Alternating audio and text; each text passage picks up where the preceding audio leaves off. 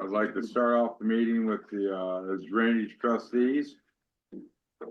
We need to approve the minutes from the last meeting.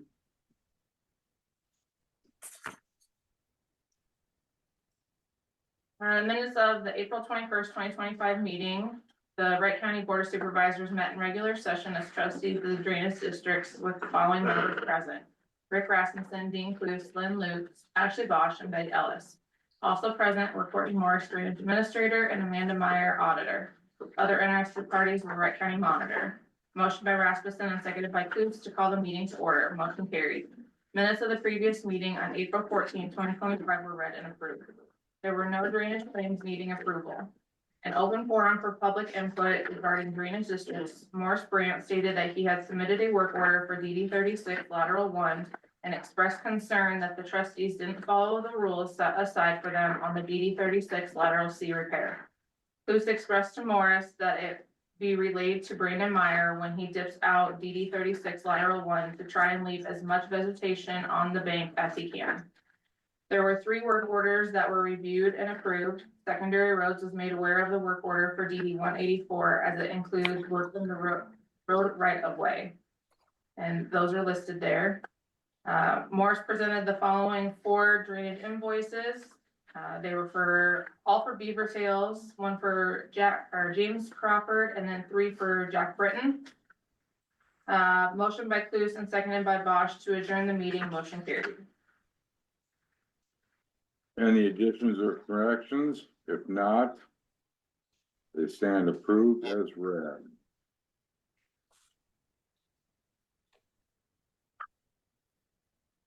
Open forum for public input regarding drainage districts.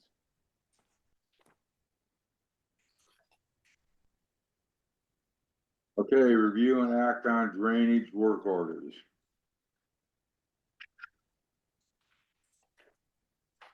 So you had 4 work orders for you.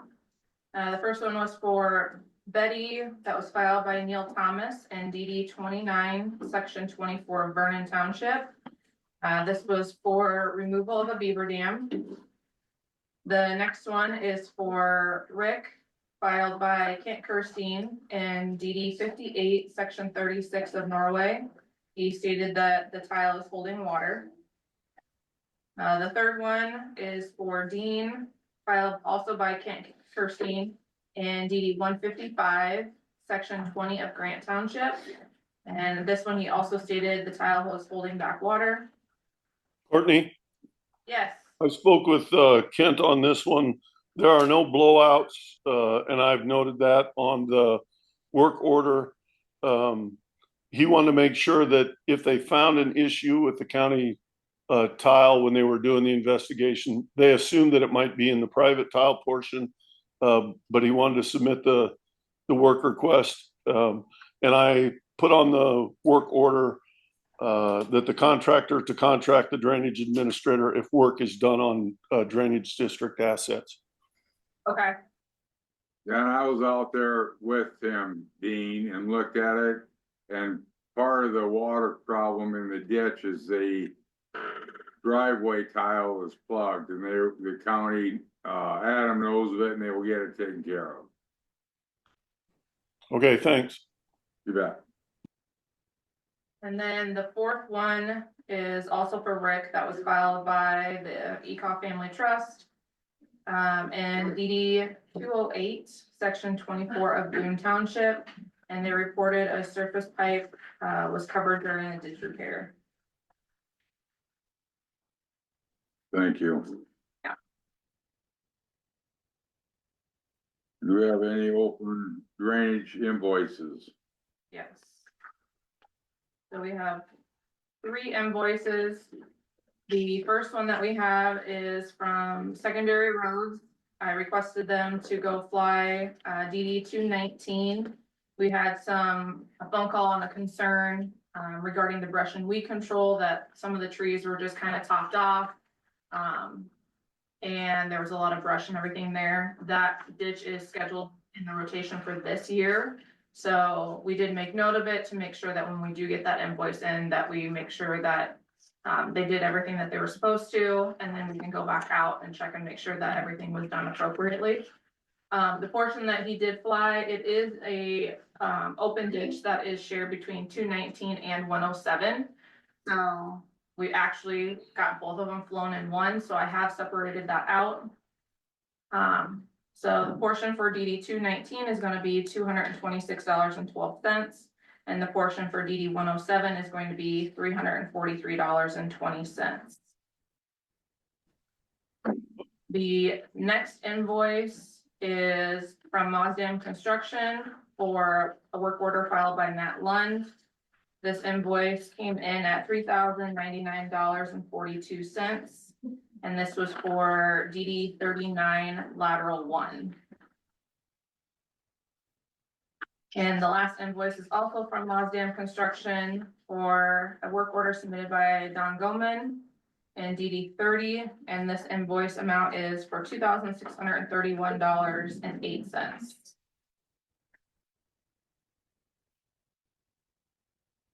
Anything else for the board on drainage? Motion to approve the drainage invoices as presented. I'll second that. All in favor? Aye. All ayes. Then you did have claims for drainage for today as well. For the 5 invoices from last week. Oh, we signed it. Yes, Those were all for beaver tails. yes, Motion to approve. All in favor? Aye. All ayes. Thank you. you wanna adjourn? Yes. Motion to adjourn. I'll second. All in favor? Aye. All ayes. Okay, now we'll go about our board of supervisors meeting. Make a motion to approve the tentative agenda as presented. Second that. All in favor? Aye. Aye. All ayes. We need the minutes from last meeting, please. April 21st, 2025. The Board of Supervisors met as Drainage District trustees. To view the minutes from the drainage meeting, see the Drainage District minutes on the county website. Chairman Rasmussen called the regular meeting of the Wright County Board of Supervisors to order at 9:10 a.m. Members present were Cluse, Bosch, Luke, Rasmussen, Luke, and Ellis. Motion by Ellis and second by Bosch to approve the tentative agenda. Motion carries. Motion by Cluse and second by Luke to approve the minutes of the regular meeting of April 14th, 2025 with 2 corrections. Motion carries. Approved claims for payment. Landon Beck with Text My Gov presented services what the company can offer to Wright County. This allows government entities to connect with citizens via text messages. Beck will send estimates for the board to review. Motion by Ellis and second by Cluse to approve the liquor license for Top of Iowa Lucky Wife LLC for the effective dates of August 28th, 2025 to September 2nd, 2025. Motion carries. Motion by Ellis and second by Luke to appoint Savannah Center to be a medical investigator per John Arrington's email. Motion carries. Motion by Cluse and second by Bosch to have the county engineer create a job posting for a heavy equipment operator in the bridge and sign maintenance facility with a base pay of $29.46. Motion carries. Adam Clemens, Wright County Engineer, gave an update on the secondary roads. Chairman Rasmussen congratulated Eric Rector, Wright County Conservation Director, for 30 years of service to Wright County. Motion by Cluse, seconded by Luke to adjourn the meeting. Motion carries. Any additions or corrections? If not, they stand approved as read. Claims have been around. Open forum for the public.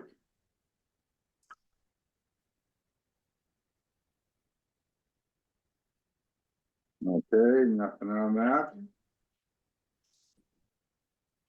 Approved cigarette, tobacco, nicotine, vape permit for Casey's General Store by Dow's.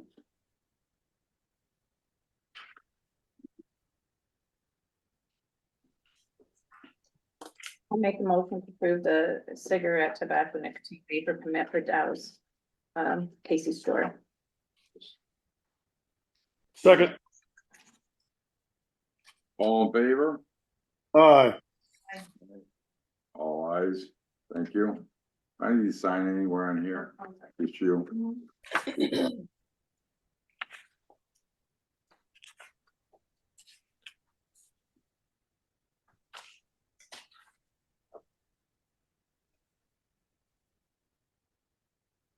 Not 9:30 yet. Yeah, Adam, you gotta get some time here. Okay, first item on the agenda is resolution 2025-18, awarding contract for project BROS-C099, parent 106-8J. This bridge is the Lewick Lane Bridge or Taylor Avenue, southeast of Belmont. We are planning to put like I think it's a continuous concrete slab bridge in, so it's got triple span. It's not like that's essentially triple span, but it's no beams, it's just all poured concrete. Took bids 2 weeks ago at the DOT. We have an apparent low bid, for your review, and if you wish to approve, my recommendation would be approve of the contract and resolution 2025-18. Awarding the contract to the contractor. Adam, I don't have a copy of the contract, but can you say what the amount is without saying the low bid amount? I can't yet until it's approved, Dean. Okay.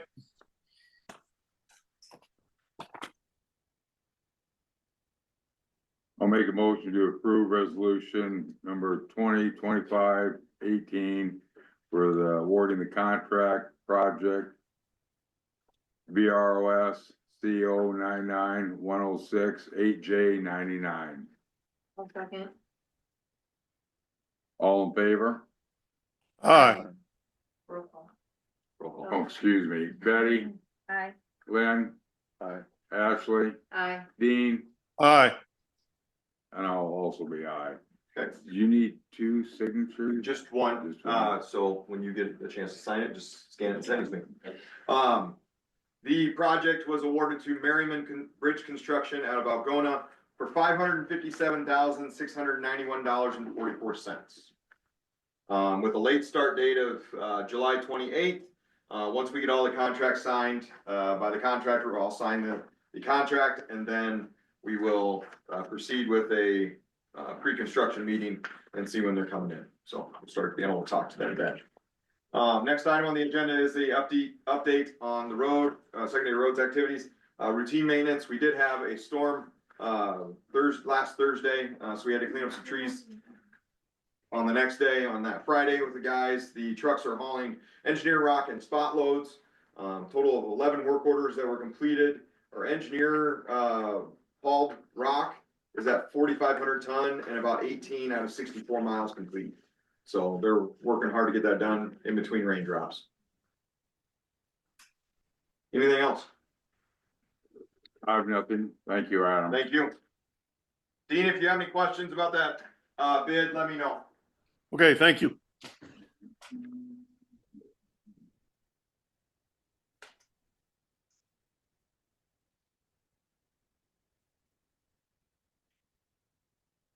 Any old business?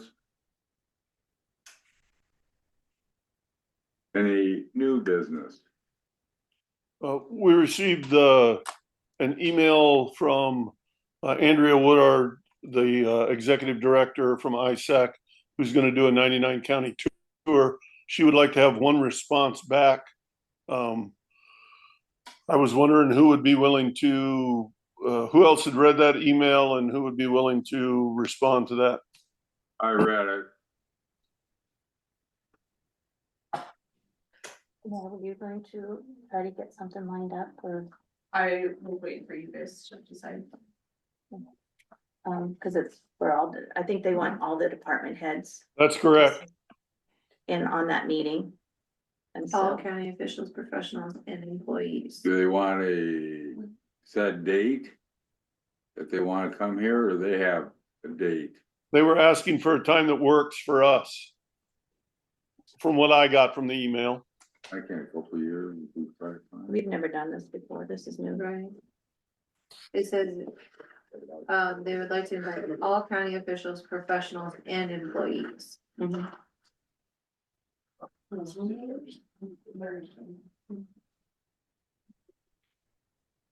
afternoon, probably ready. Why, so you don't have to do CPR? Or tomorrow. Any thoughts? Dean, do you have any thoughts? Did they propose any dates? I No. understand that we were probably not going to get all employees because we need to continue to conduct business. But I would like to at least have all the department heads there that are available. It's probably not going to work that we're going to get everybody. What's that? It's a 2-hour meeting. Open house, town hall style event. And they didn't say like May, June? No. Anything like that? No, Okay. Obviously want to do it on a Monday. Yes. Okay. Yeah, that works.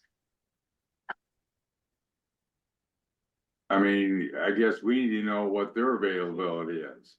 I'll tell you this, I can't the 19th or the 2nd on those Mondays. It just says if you want to do it in the spring, summer, fall, winter, morning, afternoon, Monday, Tuesday, Wednesday, Thursday, Friday. Let's do it in the winter. A good time for me. Until there's a snowstorm. Well, then we'll cancel it and not have it. I'd say let's think about it, maybe plan on late fall. That work with everybody? Works for me. October. Yeah. October, November. There is some date. That's the run. Huh? November's the run. Oh, you can't make that? These two simultaneous, no. Yeah. Well, we'll figure out a date. We'll figure something out. Get back to them. But it'll be late fall. Who would like to be the contact? Cause one person needs to fill out the form. Good, I think you'd be good at that. If that's what the chair would like for me to do. Would you like to do that? Sure. Thank you. Ashley will fill out the form, Dean. And Excellent. Thank you, Ashley. I appreciate it. If I have any questions, I'll let you guys know. Thanks. Thank you. Okay, got a little bit of time left here. Meetings, I had UDMO and Central Iowa Detention. And we have our annual meeting for UDMO, May 27th, I believe it is. I had CFR and we're concerned with, and I actually contacted Shannon Latham. She's on the House Appropriations Committee. Last year they took care of in appropriations, they had listed monies for us for our Grays Woods Recovery Center that we're wanting to build in Des Moines. This year, the Senate passed it, but now it's in the House Appropriations. We're looking for $12 million out of the opioid funds to construct this building. So I sent a letter to Shannon Latham, who's a member on that Appropriations Committee, asking for her to support that. Then we also had a Midas meeting on Wednesday, and interviews, my understanding is interviews were completed last week, and they'll be picking out a couple of the candidates and interviewing them. So hopefully going to have a new executive director for Midas within the next couple of weeks. I had CICS and DCAT, and there's not a whole lot to report on that. Okay, we will be in recess for 10 minutes.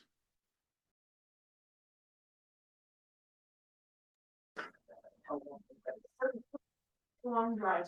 Okay, we're back in session. It's 9:30 and we're holding the budget hearing on the Wright County budget for fiscal year 2025, 2026. We will second that. All in favor? Aye. All ayes? Have any written response, anybody?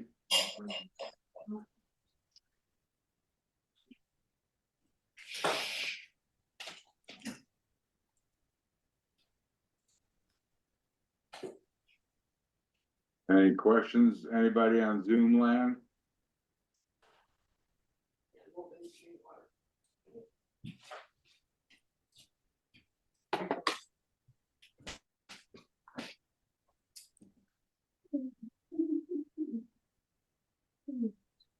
I was thinking. A We, close out on that, but then do the. Yeah. Recorder John. With looking at what was published, the only thing I can't figure out is the capital projects, the 305% increase on capital projects, but. Do you remember what that was? I know you guys moved money to him.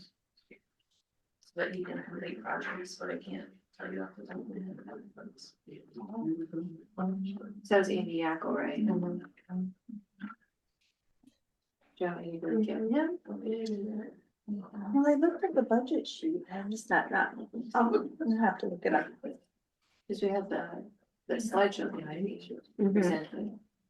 Yeah, Yeah, off my top of my mind, I can't remember anything big. The doors. There's a was bunch it of the small doors? stuff, I know. mhm. Was it the west doors? Is that what that Well, was? this out of, the ARPA was somewhere around like $75,000 to finish up the ARPA. Well, I know, aren't they gonna replace these west doors? Mhm. And they're doing the other side, the Um, other choo-choo room. Like the new employee Yeah. entrance or whatever. So, Yeah, cause weren't we changing, make the new employee entrance on the south side, mhm, so we don't have to worry about these ramp. ramps so much? Anyway, And then the main room was on that I one. mean, everything out of there. Yeah. mhm. So, okay.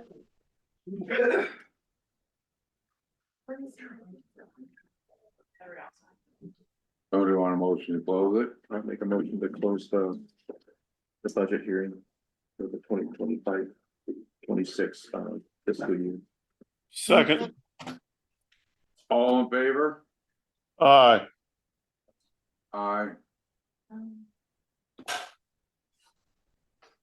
Did I get an eye from you two or I got yay. all ayes? Okay, review and act on resolution 2025-17 to adopt the fiscal year 2025-2026 Wright County budget. I'll make that motion. Second it. Betty, how do you vote? Aye. Lynn? Aye. Dean? Aye. Ashley? Aye. I'm also aye. Okay. We will be in recess again till 9:45. And it is time for Jay LaFever. First Gaverson Insurance to discuss our ICAP renewal. Jay, are you on? I am. Can you hear me? Yep, How are you guys this morning? good, how are you? Good. So, what brought this conversation a little bit early this year is we were going over the equipment list and noticed some of the most recent purchases have a little bit inflated valuation. For example, road graders at $475,000. And so I started digging through the current ICAP policy that we have for the county and got a hold of Amanda. Amanda and I have sat down a few times to discuss ICAP insures the county on a replacement cost basis. When we deal with that, if we had a road grader catch fire, for example, we get replacement costs, but up to the limit we have on that scheduled item in the policy. So our concern was, for example, we have a handful of 2011 to 2012 road graders that are insured for about $245,000, with the new cost being $475,000. So Amanda and I decided we'd sit down with each department head and go through the equipment list to discover how underinsured are we on pieces of equipment that they definitely need back. The result of that conversation with each department head came to an underinsured value of about $3 million. So the discussion that we wanted to put in front of you is, we don't have to insure the replacement cost. We can change the policy to actual cash value. But if we do that, the county is taking more exposure. And for example, Adam and I were discussing with Amanda, I believe it was Hamilton County that had a fire in one of their shop storage sheds, where they lost multiple units at the same time. So the question that we're going to have is, does the county want to take more of that risk to keep premium closer to where it is now? Or are we wanting to increase the values of equipment, and then along with a couple buildings that I'll identify for you, but that'll come at an increased premium cost. So our initial conversation with ICAP has been, show it to us both ways for this renewal. We want to see it with current equipment valued the way it is, with the change to actual cash value, and we also want to see it with the increased limits at replacement cost, so the Board of Supervisors can make that decision. My initial guess would be, if we increase the equipment by the $3 million we're short, we're probably looking at an insurance bill at the renewal of an additional $6,000. We've identified the, oh, go ahead, Dean.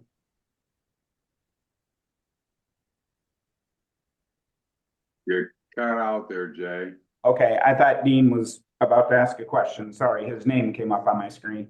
Then we identified the county jail as also being underinsured, increasing that limit from 5.3 to $10 million will be a cost of roughly $10,000. 10,000 increase. Yes. And the courthouse that you're sitting in, going from 15 to 30 million, would have an increase of roughly 24,000. Our thought process on the courthouse has been, Marshall County, when they had the tornado in 2018, 2019, that cost of reconstruction was 42 million. Dallas County just tried to approve a bond for 56.9 million for theirs. Obviously, both of those facilities are a little bigger than ours. But Marshall's somewhat comparable. Just more square footage. And right now, we're underinsured on all three of them categories, right? Yes. Okay. Do we Now- have, Oh, go ahead. does it go by replacement of each insured item, or is there a blanket policy? It goes by replacement of each insured item.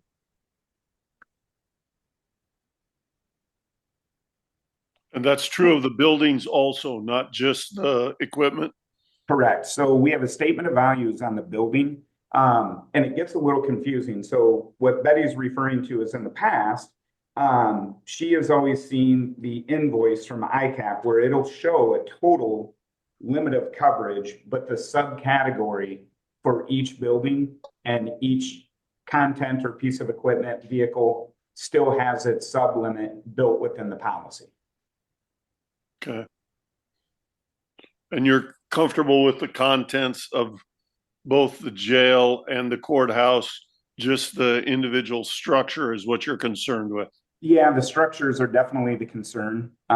Each department head went through the contents list, or valuation, I should say, along with the equipment list on each and every piece that they have.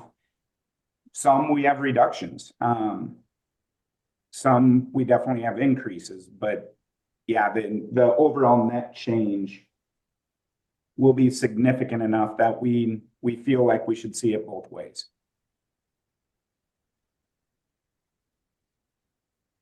And so are those hard numbers, Jay, the 6,000 for the equipment, the 10,000 for the jail, and the 24,000 for the courthouse? They're gonna be close. ICAP has not released the July 25 renewal yet. So until I see that, working off the 24 numbers and then trying to do the best we can at what their rating factor will look like for the 25-26 policy year, I think we're gonna be really close. Okay.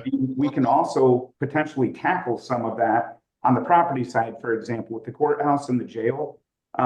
We can certainly look to a $5,000 or a $10,000 deductible instead of keeping a $1,000 deductible on it, which may make sense if we can get enough rate relief that way to eat up some of the change cost. Okay, so a $40,000 increase or an estimated $40,000 increase for an increase of 4.7, 19, like 25 million in coverage. And can you tell us what our current insurance cost is through ICAP? Yes, your current insurance cost is $319,748. Okay.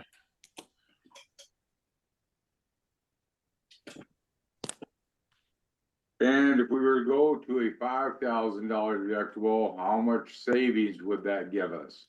We're working on that with ICAP as we speak. I wanted to get this initial information in front of the board and then ask for a follow-up in a couple weeks here when we have that information from ICAP on at least what deductible factor is. It may be the 1st of June before we see rate structure for 25. So I understand I'm giving you guys a lot of information without any finality to it, but we wanted this conversation in front of you as early as possible. Okay, so my math shows if that would be a 12.5% increase in our insurance costs to go to add the additional $40,000 onto our $319 current. Correct. Okay. All right.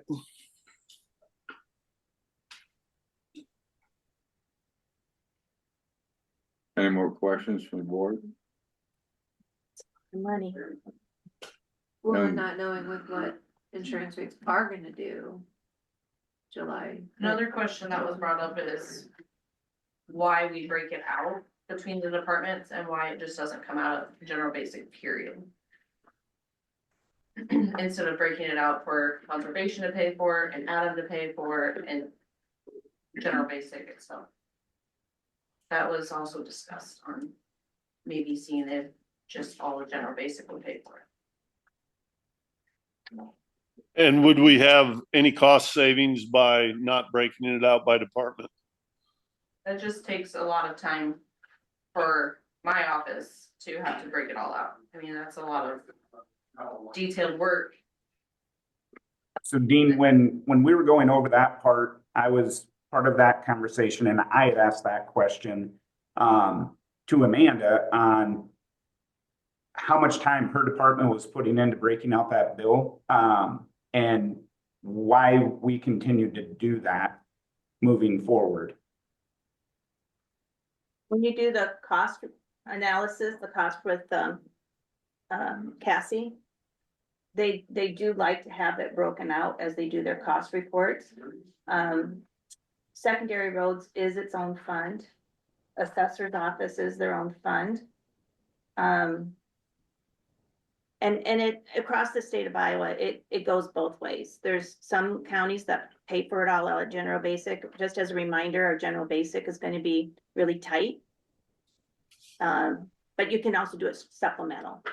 It's, I mean, insurance can come out of supplemental, so, but And so, at least from a personal standpoint, it seems to me like it is looked at with a finer tooth comb if it's broken out by departments rather than if it's one lump. I mean, if you came to me and Jay and you said, hey, you guys are going to have a 12.5% increase in your insurance, but we're going to have you all squared away on the amount.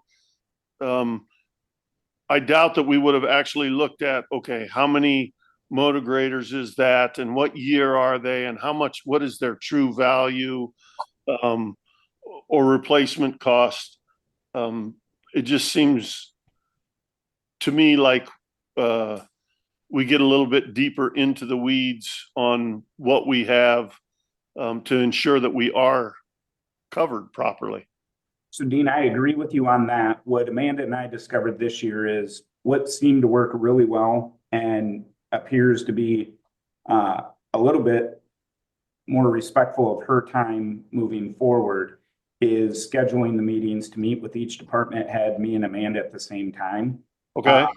Because at the end of that, we were able to do that. We went line by line with each department head, made the changes. Now we're waiting to see the results of those changes.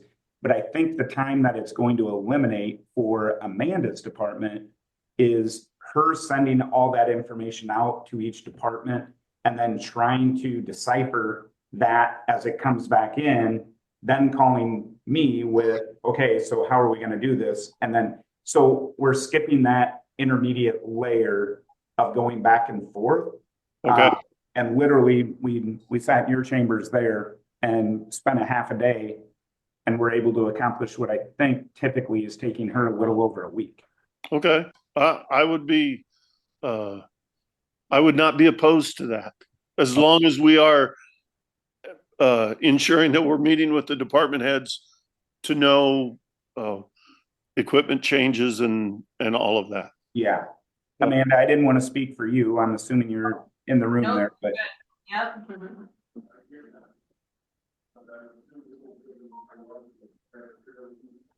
Well, it's nice of you to let us know we're uninsured before the storm this afternoon. Is that coming into effect now? well, believe it or not, we can make that effective now, but I'm a little reluctant to do that, not knowing what the premium of it is. Another thing we discussed, with all the departments was paying this after July 1st rather than hurrying and paying it at the end of the fiscal year, which can affect their budgets.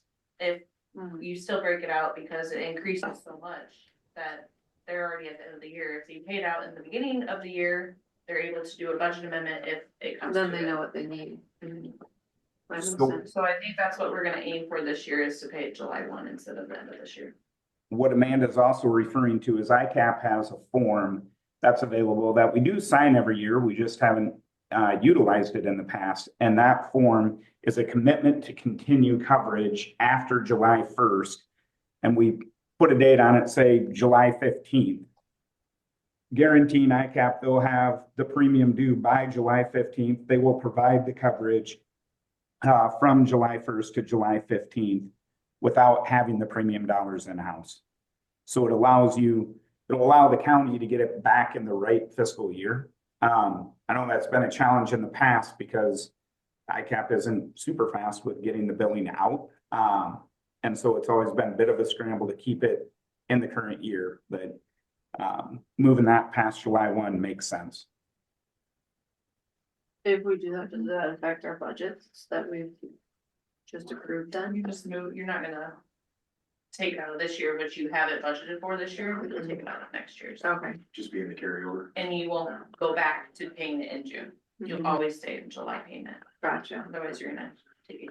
But July sounded a lot better for everybody. Gotcha.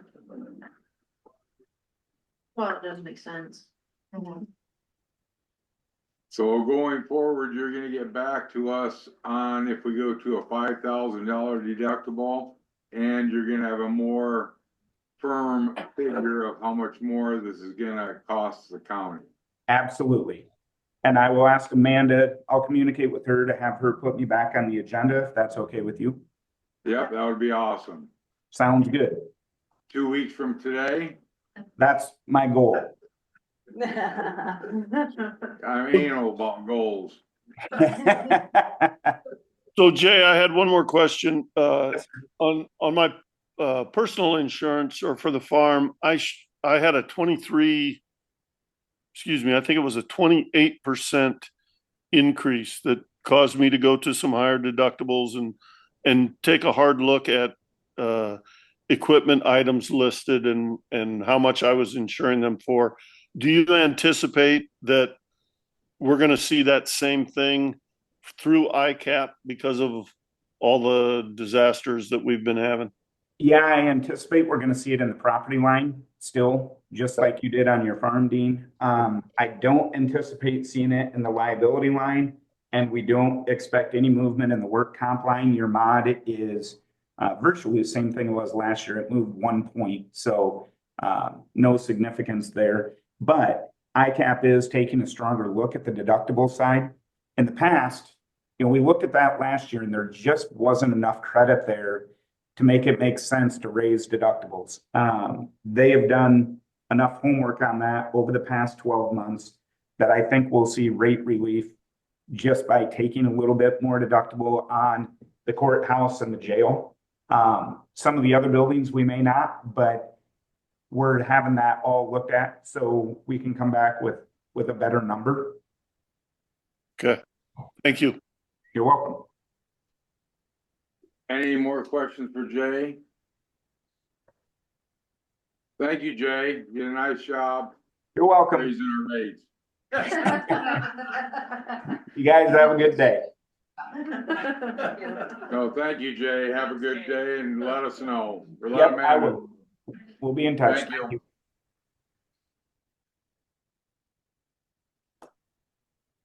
Okay, we'll be in recess for 10 minutes. Betty? Ian had a question. I run a tight ship. Okay, we're back on again. And we're with Kyle Handy, Twin Rivers Exploration, to discuss amendment to the county road use agreement. Floor is yours. Thank you. Good morning. Thank you very much. I am Kyle Handy with Twin Rivers Exploration, land negotiator. And My name's Chris Davin. I'm the director of geophysics for the company, and I'm here if people have questions about geology or the geophysical methods or the tools that we use. and we also have Bill. I'm Bill Mansky. I'm with Precision Drainage. I'm actually Mansky Drainage too. We work together as a family business in Algona. And I was on site, did all the testing while they were there. And I'm just here to provide information. I'm not here to be biased. I have no financial gain today. I'm just here to provide you good information that might help you make a decision that will make sure that you're in the safe zone at the end of this discussion. And really before we go into the road use agreement and amendment we're proposing, I just wanted to give a brief introduction to Twin Rivers Exploration, some of the operations that we're proposing, and all the work that we've done in Wright County and other adjacent counties. So I prepared a written statement. It really wouldn't take me that long to go through it. I'll just go through that really quickly. So Twin Rivers Exploration, we're a clean energy exploration company. We began operations in Iowa in 2022. Since then, we've drilled 3 test wells in Webster County, and we've completed extensive subsurface surveys, including a seismic campaign in Carroll County around the town of Litterdale. That was last year in 2024. Our mission is rooted in partnerships. We've built thousands of relationships in Iowa so far over the last few years, many with landowners and county officials, including folks that are in Wright County. From the beginning, we've made it a priority to engage directly with landowners and county staff for transparency and respect. That approach will not change. We've been working with Adam extensively in this county. So a little bit about why we need to do seismic for our exploration activities. As part of any subsurface exploration program aimed at determining the potential for natural resources like natural hydrogen. It could be thousands of feet in the ground. Seismic data must be acquired. Seismic surveys act like an ultrasound of the Earth that provides a detailed image of underground geology to help identify major structures that could host valuable resources. Without seismic imaging, drilling a well would be a blind and very costly guess with little chance of success. Because each well represents a multi-million-dollar investment, we have to focus our drilling efforts based on high-quality seismic data. We have to use those images to see the ground. It's not a new process for Wright County. Back in the 80s, major oil companies came into this area and conducted seismic operations on county roads in this region. With that information, they were able to drill to explore for oil and gas. Today's equipment, though, is less invasive, it's safer, and it's more precise. From a community benefit perspective, natural hydrogen is an underground gas similar to natural gas in its use. It burns without carbon emissions. That's the main difference with natural gas. In our exploration efforts, if we're successful, it could become a local clean energy resource with major impacts. One of those impacts could be that hydrogen is an ingredient for ammonia, which is the foundation of nitrogen-based fertilizer. Local hydrogen could lead to a local fertilizer production facility, potentially making fertilizer cheaper and more reliable for Iowa farmers in this particular region. Beyond agriculture, hydrogen could also support long-term uses like clean power generation and even green transportation. Most importantly, this is an economic growth opportunity.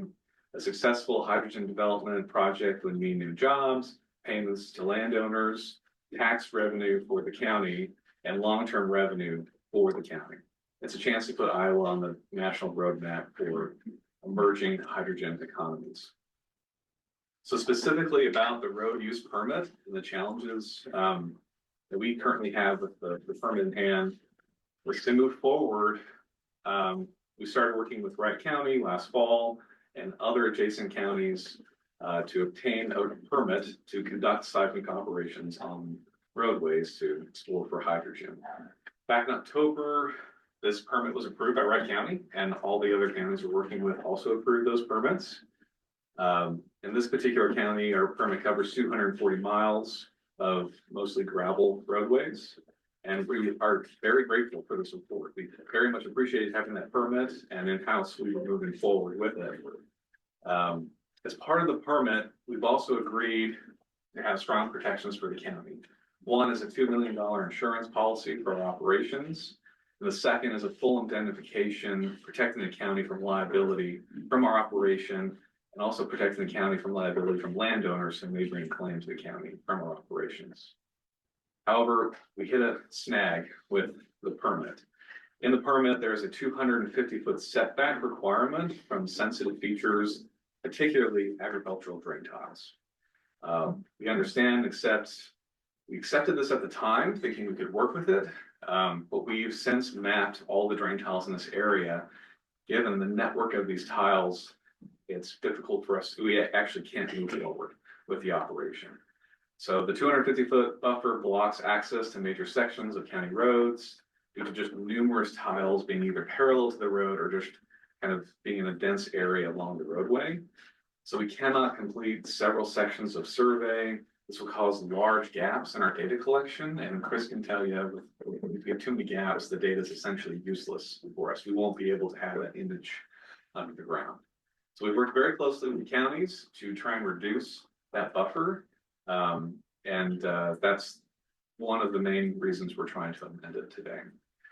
So we took a lot of steps to minimize other potential impacts. After working with Adam and other county supervisors, we revised the entire seismic program to relocate the roads from paved roads to just gravel roads as well. So many of our routes are on gravel roads in these areas. This required substantial sacrifices in our design and our data quality, but we made the changes to honor the county's wishes. But just keep in mind that the size truck's plate won't actually be on the pavement. It would be on the gravel shoulder as we conduct the operation.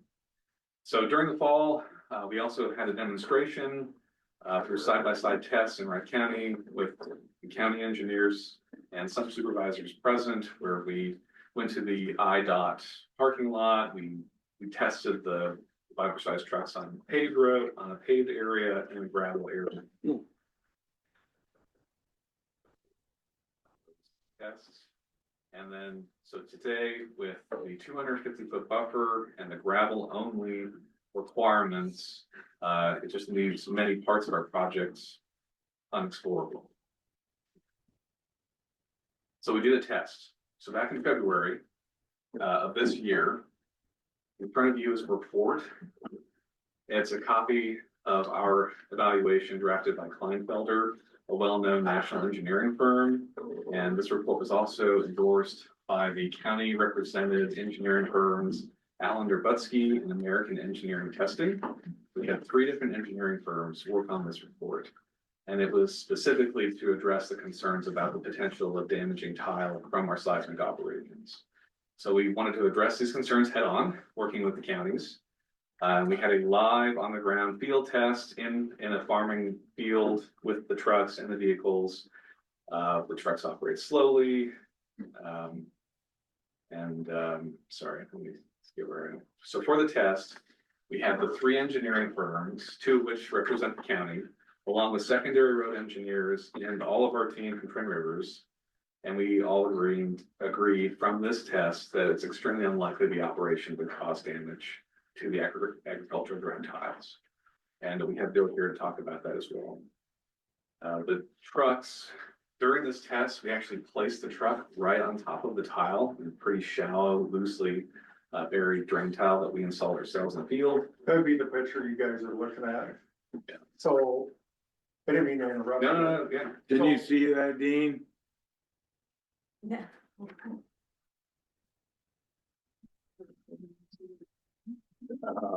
He's muted right now. Okay.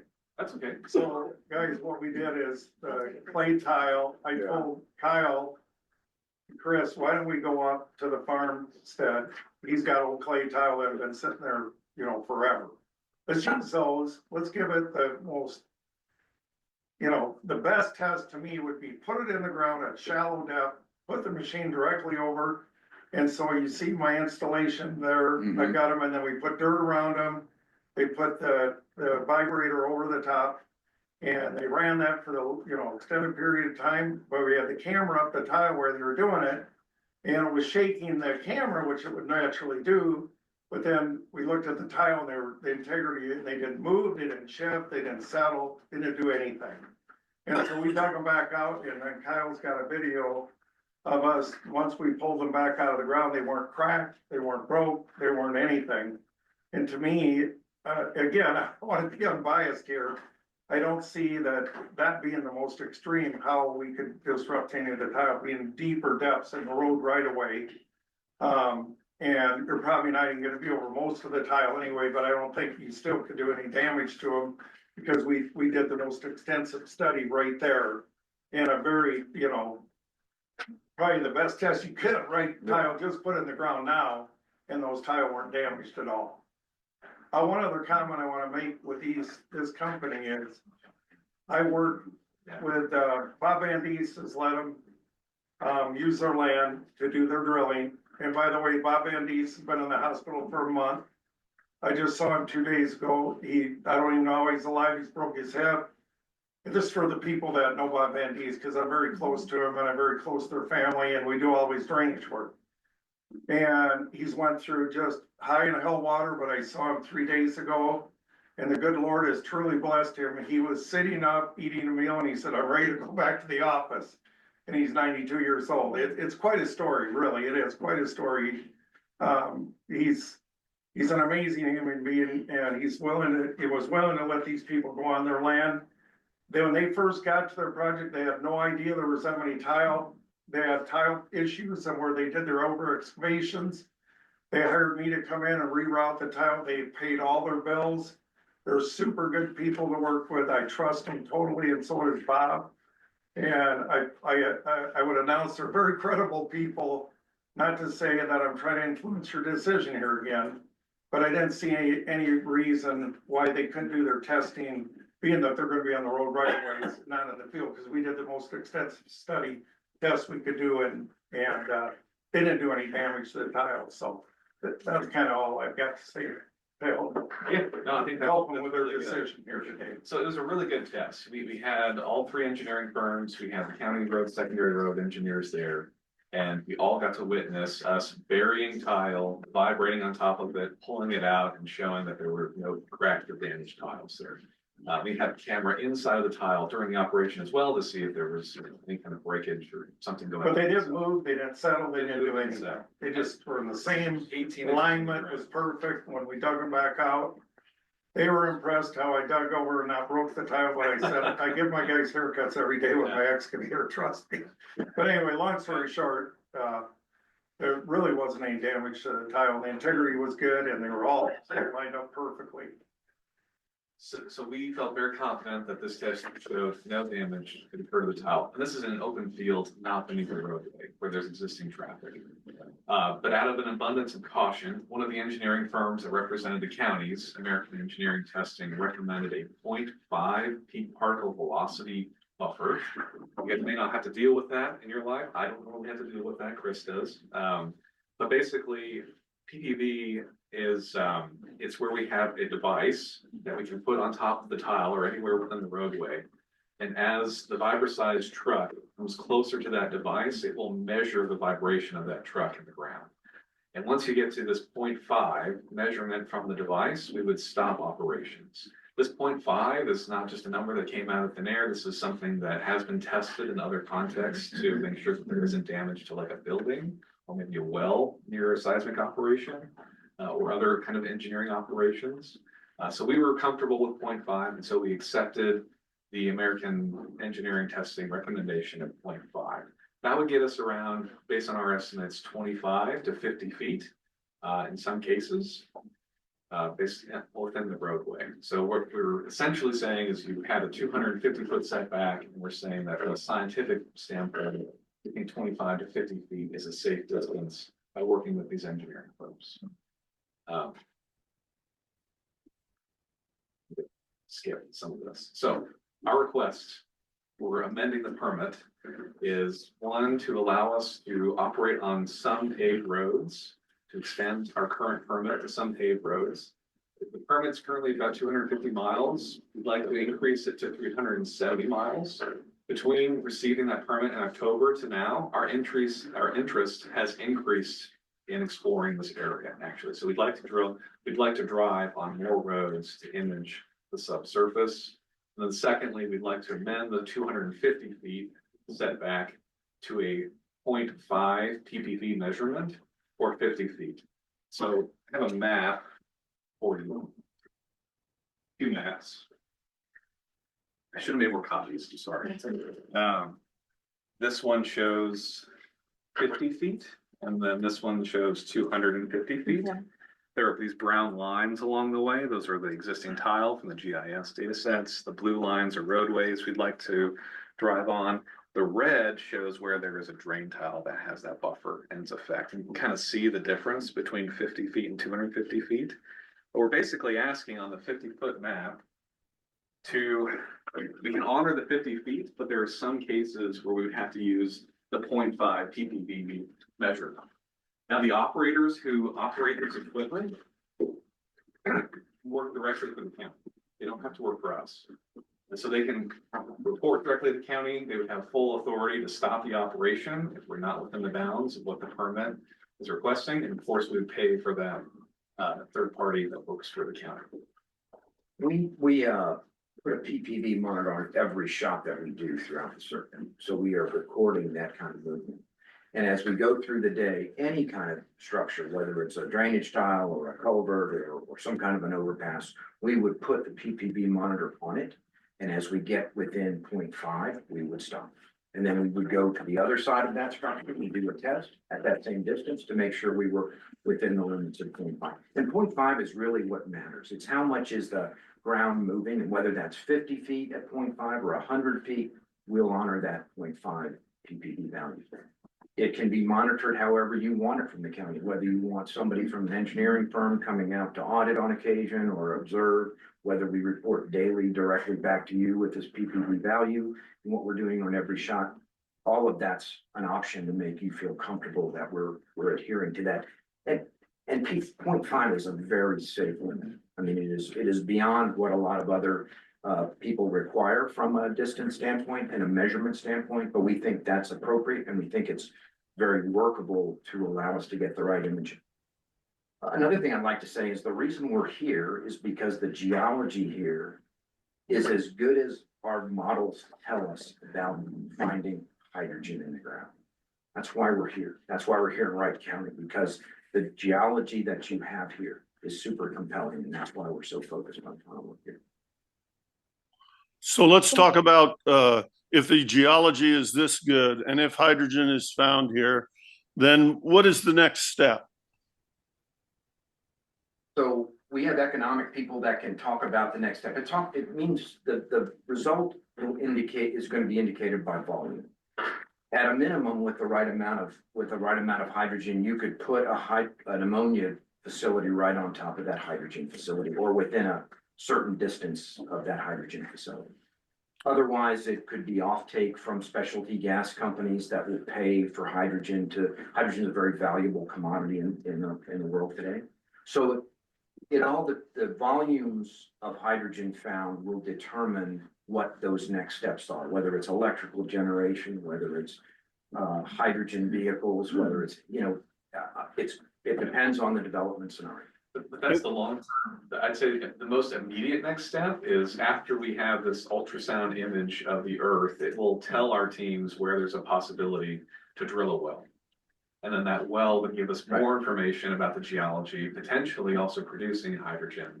But along with drilling that well would be a decision to lease multiple tracts of land. We've leased thousands of acres already. Some of those parcels are in Wright County.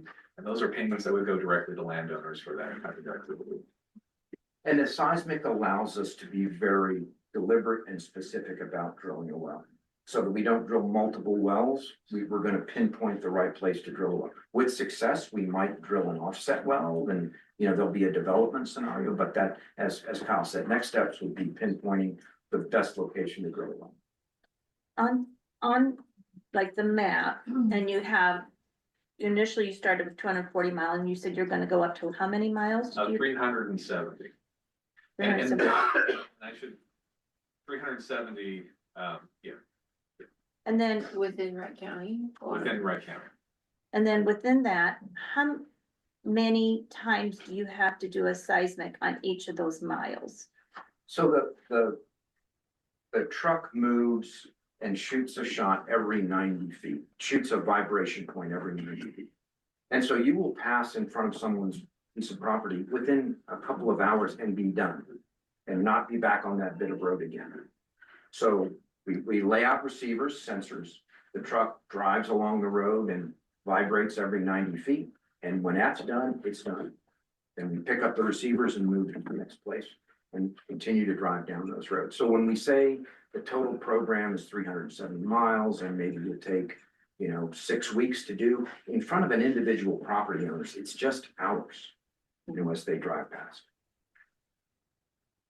And, I was glad to hear you say that you went on Van Beest's property. Have you talked to other landowners alongst these routes?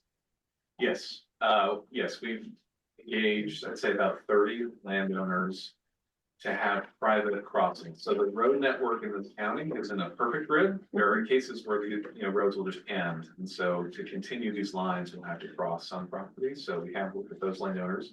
But before the operation goes, there are about 2,000 landowners that are within and around this project. They will all receive a notice prior to any operations starting. They'll have our phone numbers, and we will have people on the ground who are there specifically to talk to landowners as the operation goes along. So if someone says, why are you in front of my house? Or they have questions about our operation, we're there to answer those questions.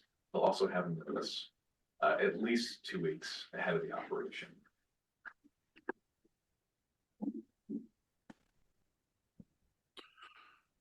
So is Adam still there? Yeah. Yes. Yeah. So, Adam, you gave me the testing criteria, I think, and the recommendation from the independent um, engineer, a trusted engineer, whatever you want to call it, that made the recommendation of he was seeing 0.5. And after reading that report, I asked you if there was any reason that you saw that we should reduce our setbacks less than 25 feet. And you did not feel that there was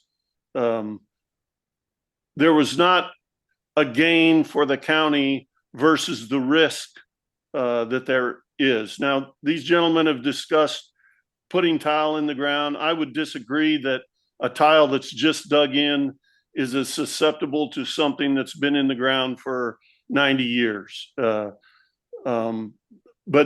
that's neither here nor there. Have you changed anything on your opinion or your recommendation to the supervisors to reduce our setback from 250 feet? Said that day, it wasn't really a recommendation, it was a risk-based analysis that the external consultant did for us. Their 0.5 is a risk base, it's not like definitive that is the number. You could have less, you could have more of that PPV value. So I think we're still at that 250 mark as a group of engineers. We also discussed the risk to the landowners if a tile is broken by this process or is deemed that it's not efficiently working the way it was supposed to when it was put in the ground. That what happens when the landowner floods out 40 acres of field because these guys went by 5 years from now. Right. So that was one of the concerns that we discussed. Right. One other comment I'd like to make is, we did test tile that were already in the ground, not just that test. But I chased a 10-inch tile, an 8-inch tile, a 6-inch tile, existing tile then we ran cameras up, you ran cameras up those. Yes. You have videos of all those, and those tile weren't affected in any way. One had a sand from 1981, Yeah, and some of the tile we expect were older. yeah, a lot of them were put in early, whatever. Oh, hang on. Bob, you have a question? Yes, I do. Thank you. The experimenting thing that they're doing with the tile, I have a couple of questions on that. It was clay tile. It didn't say the depth of the tile. If you're just a little under Bob's age and been around here all your life, we have some 16-inch district tile. They're over 100 years old and they're already cracked because we've had to dig them up and fix them. If you, as drainage trustees, reduce that 250 feet, you have something in writing. This could get very expensive on these bigger tile because the reason some of these tile have cracked and moved is just time itself. And when you start vibrating anything, you're going to have something, and tests are only tests. So I guess that's all I have for my questions. And Dean, I think you reacted, you said first that it was no problem with the tile, but yeah, this camera stuff, if you're using new tile and they haven't been there long, we all know what happens, especially if you're an old man, you see what happens over 50 to 100 years. So thank you. Sure.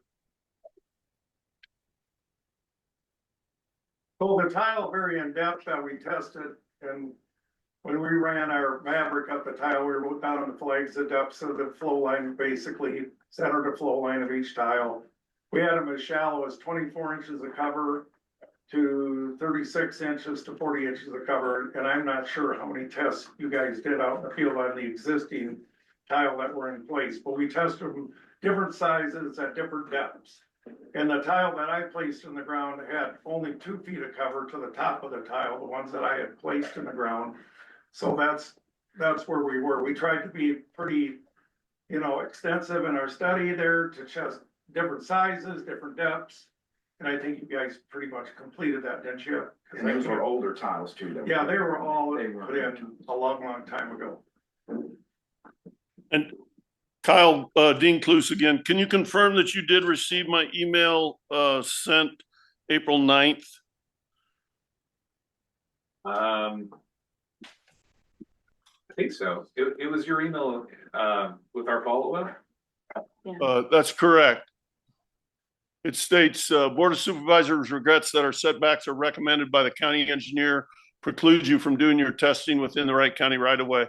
However, I don't feel that this prohibits your exploration, as you could seek permission from landowners to do the testing outside of the right of way.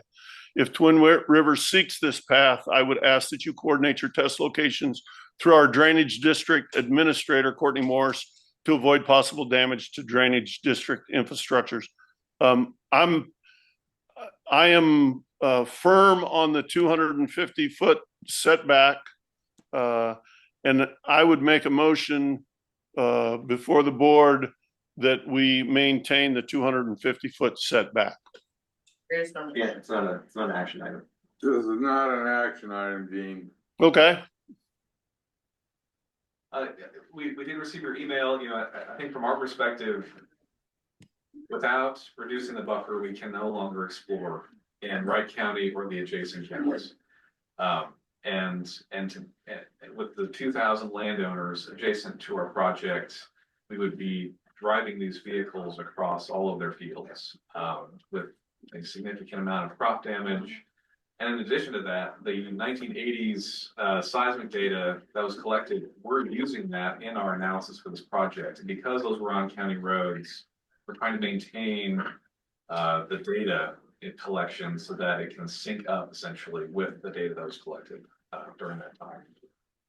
So we won't be able to move forward without the buffer. What other counties do you have that you have permission to go to? Do you have other counties with permission right now? Franklin County has approved us to utilize the roadways. It's actually the third largest county would be conducting this operation in. It's on your map. And they do not have a drain tile buffer restriction for that operation. IDOT does not have a drain tile restriction, and Cerro Gordo County do not have drain tile restrictions. So we could operate in those areas, but it's our preference to have all 8 counties working with us so that we can begin one contiguous operation.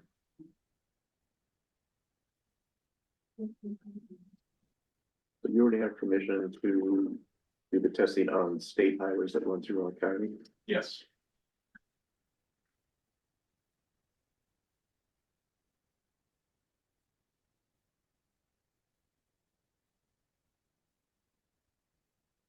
I'd like to research it more and ask more questions. Try to Absolutely. think about it, yeah. We want to have a dialogue about it. I think we're transparent to a fault in some cases. And so I think we wanted to provide the report, be available to you.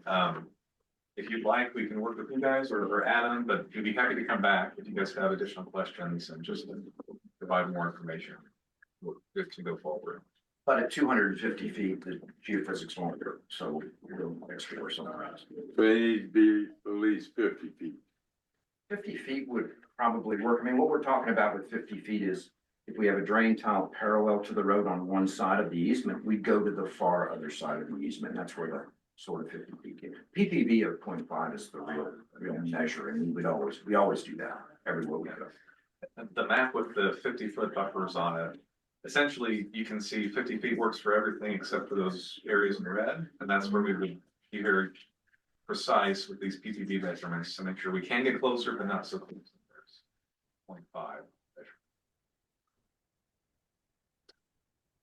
I guess with what you've done as far as tile testing with them, I sort of see that it's probably not gonna hurt anything being within 50 feet or doing your PPP or whatever it's called. Rick, they went direct, we had flag line, center line of the tile, they went directly over all their studies on the existing tile. So they were being right over the top. Yeah. And the ground's gonna move whether you're vibrating it or not. Right. And these roads have had 50+ years of traffic on top of them. And they move all the time. We spent 2 days with a camera. By the time they paid all their bills just to satisfy everybody's, concerns, what was your total bill on the whole job? We've spent over $100,000. Next day. But again, we hired 3 different engineering firms which is overkill in the testing process. But we wanted to make sure that we had the unbiased approach and the county had adequate representation during the entire process. We designed the test, observed the results, and wrote the report with all 3 engineering firms. And what's your deadline on us making our decision? We have equipment on standby in the county, but we're not here to pressure you. I think we want to make sure that if there is an approval to reduce the buffer, that everyone is comfortable with it and we've adequately answered everyone's questions. And I'm sure you can understand that we have hired an engineer to guide us, because this is not our forte. And we put a lot of trust into him to know and understand the geology and the recommendation that he has given, along with other county engineers, is pretty important to us. Absolutely. And Adam has been an incredible asset in this process. So I'm not trying to highlight Adam in any way. We just want to make sure that we're sharing as much information about this process, and the decision internally is that we can't move forward. And so we wanted to make sure we shared that, but in a way of all the information so that you guys make the best decision possible. Would you guys like him to come back next Monday? Could you be willing to do that? Come back next Monday or not? So what do you need for next Monday? Because we just need to be clear. Well, so we can have our decision. Oh, okay. I mean, there's a lot of information. Sure, that we I haven't know. got to. And also, I have not had a chance to review that new map. No, that's right. That's fine. Adam has not seen the new map. Yes. So they'll need to send me a KMZ file so I can review that new map. Rick, I think you better move it back 2 weeks. I'd also like to talk to the county attorney about this, and then also our insurance company, because I have a feeling we're gonna get sued at some point for this. If it does go the way I said, and you flood out 40 acres of field, we are gonna be the ones named on that lawsuit from that farmer, because we allowed this to happen. Unless you wanna figure out a way to put it in that agreement, that they're on the hook for everything and anything. And maybe even take out the 10-year thing. So we have agreed to the 10-year indemnity against any claims to the county. So any claims to the county as a result of damage from tile being broken from our operation, we are indemnifying the county. Yeah, and how do you prove that it was, how do you resolve a claim that I say it was done by the seismic testing and you go, no, it wasn't done by the seismic testing. We never went over a 0.5. We stayed outside of 50 feet. How do you prove that? Yeah, I think it'd be case by case, but every single vibration point is a GPS coordinate that will be an entire data set that we provide the county. So you will know exactly where we vibed for the entire operation. The PPV measurements are also located with GPS and will show you the measurements we had at that time. So you'll be able to see the exact measurements and places where we conducted these operations, and that's data we will give to the county as soon as it's available. So you have it pretty on records. So if there's a claim in the future, there's a broken tile, and you can see the GPS coordinates are directly associated with our work. I think that could begin the discussion around if there would have been damage associated with the work. We don't think there will be damage to it, but we'll have the data to be able to begin those arguments. Eric? From an environmental impact, say this moves forward, what does Wright County, Iowa look like when you're drilling hydrogen wells? How many hydrogen wells? What does a hydrogen well look like? We got windmills, we got hog confinements, we got chicken coops. Now you're talking wells, now you're talking semis hauling drilling rigs in, you're talking all kinds of stuff. What does that look like for the average citizen? Yeah. And the environment? So the natural gas, so it's very similar to a natural gas operation. When we drill the well, we usually need about 5 acres to have all the equipment on site and drill the well. After about 60 days, when we've completed the well, we do have the ability to reduce the pad size to about 1.5 acres in size. The well that remains, we call it a Christmas tree. It's somewhere between 6 and 9 feet tall. It's a very low impact area, really.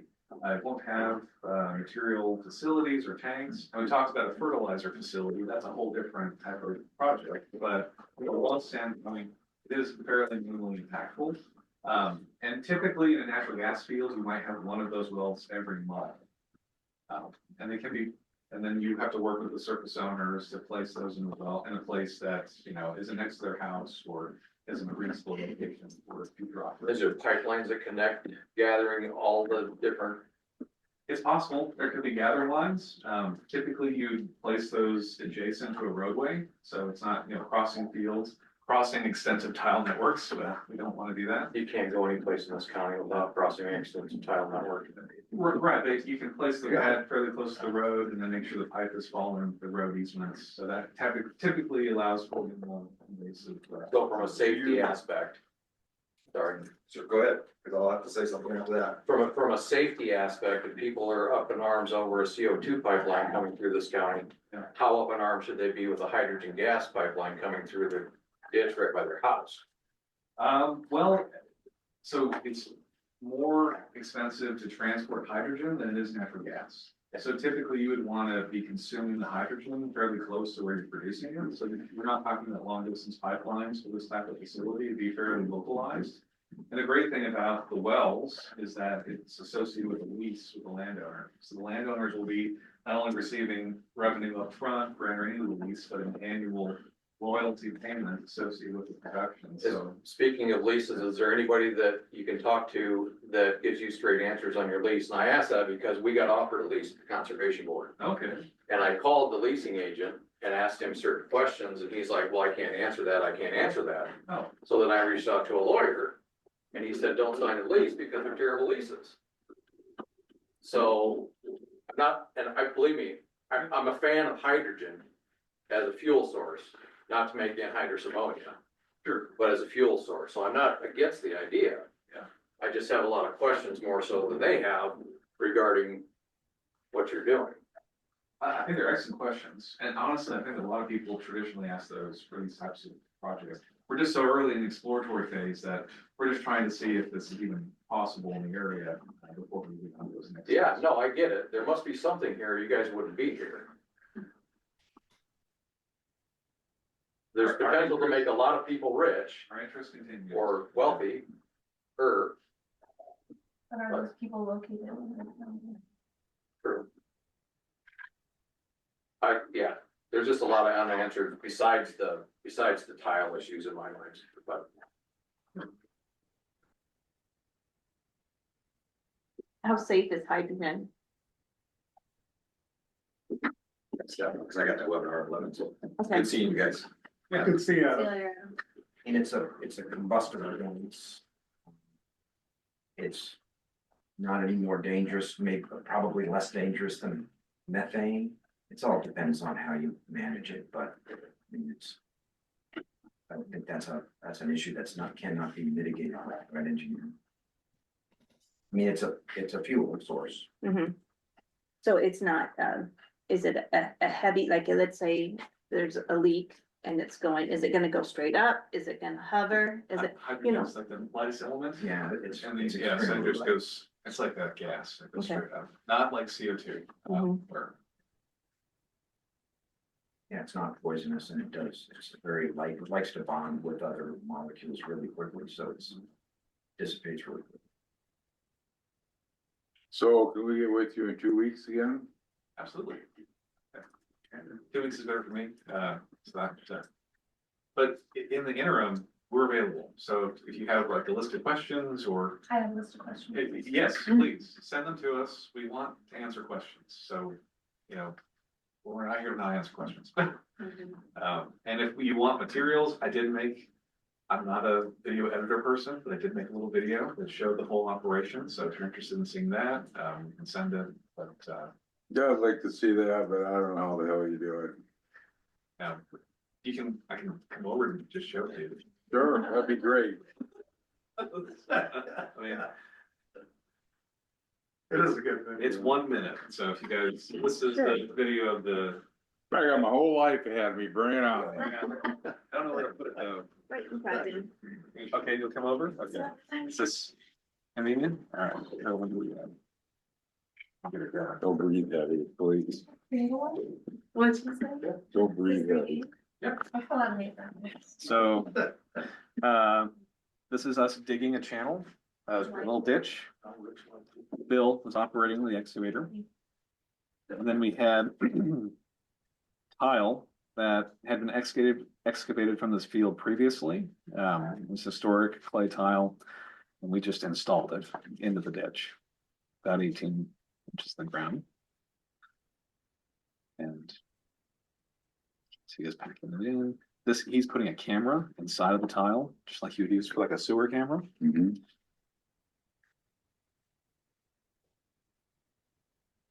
Yeah.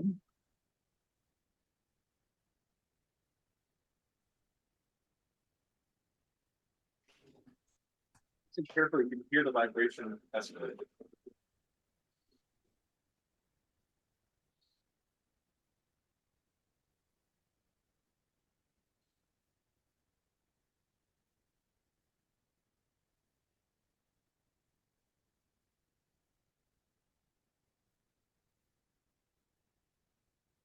Then we dug it out. And we all looked at it. And there was the engineering firms, the county secondary road engineers, we all saw there was no tile. And then we mailed it back to our VP and he has it on display in his office. That's all, 33. Yeah, but this is the most destructive test we could come up with. That vibration of the vehicle, it was directly on top of the tire. So maybe 2 weeks. Yeah. Yeah. Yes, let's, plan on in 2 weeks. 9:30? What time were they scheduled for this time? 15. Yeah, 9:30. Okay. Thank you. And I appreciate you coming. Well, thank you for having us. Yeah, appreciate it. Come back Thank soon. you. We have a question for you guys if you have. Yeah. I don't know. I don't wanna take this. You wanna see, can they go in your office? Yeah. Cause I think we're pretty well done Yeah, here, well then done. discussion afterwards. Thanks for it. Yeah, thank you. All of you. Yeah, thank you. You can call me anytime. Hey, Darryl. I was like, I know he's gonna be. Thank you. Thank you. Thanks, guys. Thank you. Thank you so much. Thank you. Yeah, we'll talk to you soon. See you in a few weeks. Thank you. Thank you. Yeah, thank you. Thank you. Thank you. Thank you. Nice meeting you. Nice to meet Yep. you. Take care. Anything else before the board? Make a motion to adjourn. Second, All in favor? aye, All ayes. Thank you. Thank you, Dean. you bet. See ya. Yeah.